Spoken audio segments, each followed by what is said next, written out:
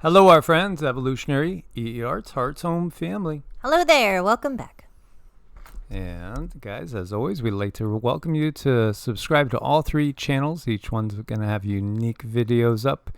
We were talking about Hanumanji yesterday, a mantra that connects to him. The mantra is at the end. It's relatively shrimple.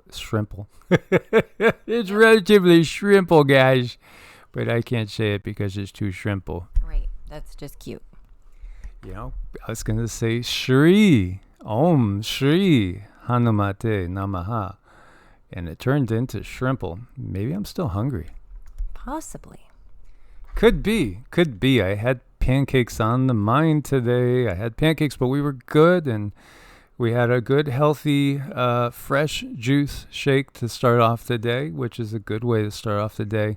Hydration, so important, and life force. Very important. And all the life force comes from the mother. Indeed. So we've talked about Durga before, the goddess Durga, the mother of the Hindu universe. And again, the names used on planet Earth for certain beings, certain, whether we call them deities, gods, goddesses, whether we call them guides, whether we call them devas, whatever terms we want to use, the designations that we use to, let people know this is a particular being that we are talking about might not be the same in different star systems. It's important to note that, but ultimately it's going to be an energy current that's going to connect us to them. Mm-hmm. And it's an energy current that's been a little bit, it's been put out of balance. So this is not an energy that's really popular in the mainstream because it's been divided and detoured. Well, very popular in the Hindu world and in other names, very popular in different indigenous cultures. But yeah, absolutely. And still the energy pops up. You can't really repress the mother energy. No, it's not possible. Absolutely. So, we wanted to give you another mantra because we did on Heart's Home do one when you looked through the playlists. We did one. That's everything. Mantras. Here we have Lakshmi. Now that we used this one over here, this is a mantra for protection against dark forces. This invokes the divine feminine. It's the Chamunda mantra, which is one that is very inclusive. It includes the bija or root sounds for various goddesses. And again, the Durga goddess, the mother goddess, is thought to be all the goddesses coming together. It's all those goddess energies coming together and working together. And again, this is the realm of the mother because she is the canvas upon which everything is painted. When it comes to the mother goddess energy, there are a couple that really I feel this tough love kind of energy. So, if you have asked for the mother to come and help, you might receive some type of criticism, but it's always going to be very, very constructive in a way to help you be more efficient. She's not going to come and protect you from all of the issues. She is going to show you, however, how to become strong and how to deal with certain things and how to cope in a way where you're walking your path, but you're not dismissing all of the challenges that you came here to attend to. Yeah, again, each particular mother goddess aspect is definitely unique and different. When we talk about our mothers that are our guides, there is a group, and yeah, they are unique. And so, like Cindy was saying, Set, she tends to be, Set Isis, tends to be a little bit on the tougher love side. She's strong. She comes across very, very strong. Now, if you think of Kuan Yin, you might think a very, very gentle energy, as opposed to Aset's strength. Kuan Yin is very forgiving. She's very accepting. So no matter where you are at, she has the ability to meet you where you're at with loving kindness and compassion. And if you are reaching out to someone like Kuan Yin, you probably are needing that loving compassion and information that's just going to allow you to be and not be guarded. Absolutely. So again, it's whoever you are drawn to. Now, when we do these Durga mantras, you are calling out basically to the mother. So you, depending on your circumstance and who you're the most connected to, who you're the most in need of at the time, you might find different aspects of the mother coming to you. And you'll notice a lot in, the different mythologies, and comparing that over here to the Western mythology. You look at Durga here, you see the snakes in her hair. And these snakes are symbolic of a profound wisdom that people carry. It's also looking toward Kundalini, that Kundalini energy that allows you to expand yourself, where over here in the West, it's akin to somebody who's being, slimy, somebody who's being lying to you, or somebody who's being more like a serpent. So you can see through the different ways, Western, Hindu, everything has its own take on things. And when I see the serpent, I'm always instantly, this is divine wisdom whenever there is a serpent involved. Yeah, absolutely. One other thing you might notice is all the different things that are being held by Durga's hands. So you see a braided cord, you see a sword, we see a lotus flower, we see what we would call a chakra, which is the weapon of Vishnu. And again, chakras are multifaceted. Yeah, those are gateways, dimensional gateways. We have chakras. We have dimensional gateways inside our physical bodies. And also our energy bodies. You have the conch, you have a bow there, and you also have the trident of Shiva. So really what you see is it's denoting the fact that there's all the God energies contained within the mother herself, because again, it's that consciousness relation to creation, because creation is for consciousness to explore. And so this one is, I'm going to give you two different ones. With this one is contained within the other one, Jaya, Jagadambe, Ma Durga. Jaya, Jagadambe, Ma Durga. And I'll give it to you with somebody who speaks it perfectly properly. Jaya, Jagadambe, Ma Durga. So Jaya, Jagadambe, Ma Durga.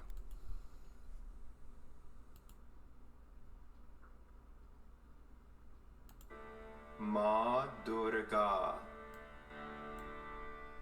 Sorry, that time it got blocked off.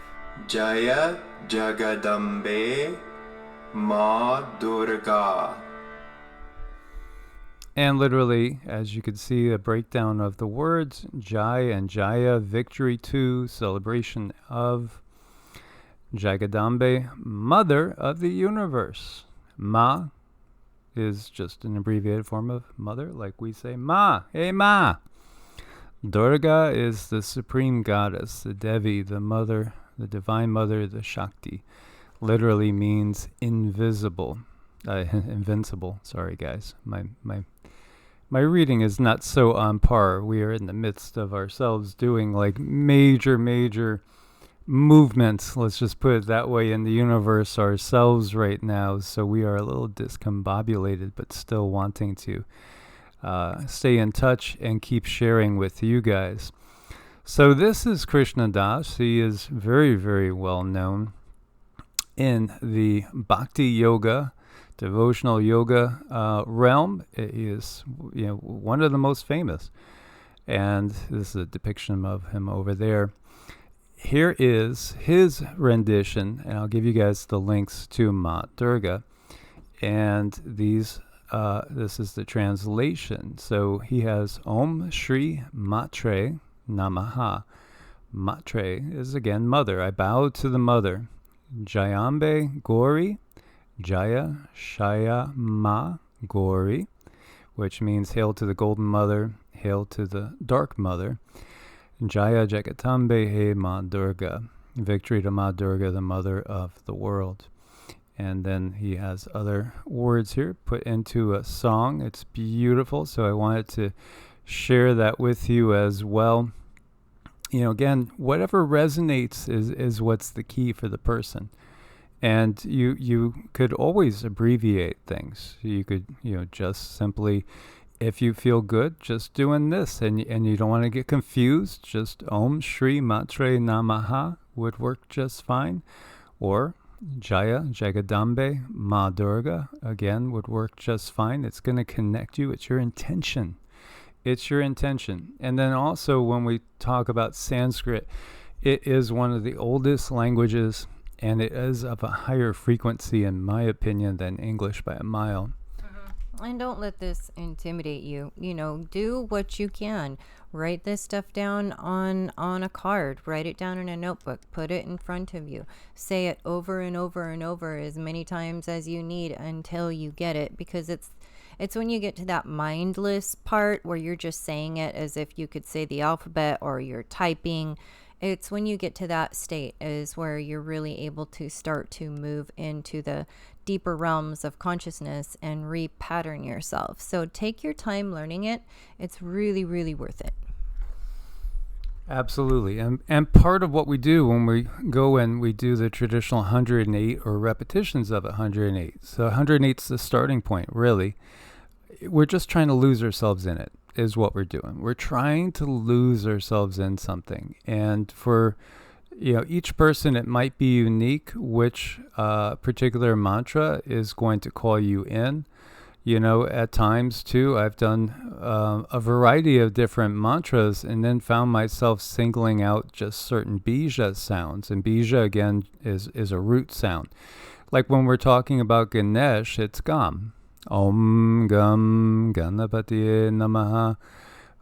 I'll find myself sometimes just going Om Gum, or even just feeling the gum,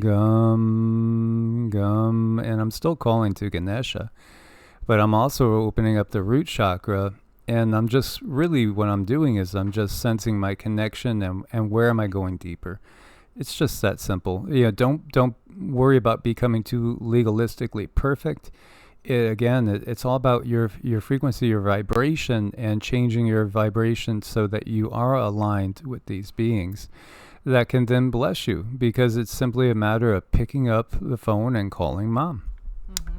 Right. It's if you're doing the right thing is going to happen. So you don't want to start out with something like this wanting to, just learn the tricks that are associated with it. You want to do this for the purposes of making your soul better, to heal yourself, to heal the wounds, because the magic happens mostly after the mantras. It's not so much with the mantras, it's repatterning the body. So after you've repatterned yourself in so many ways, and then you go about your business, you'll notice that things move just a little bit smoother for you in your life.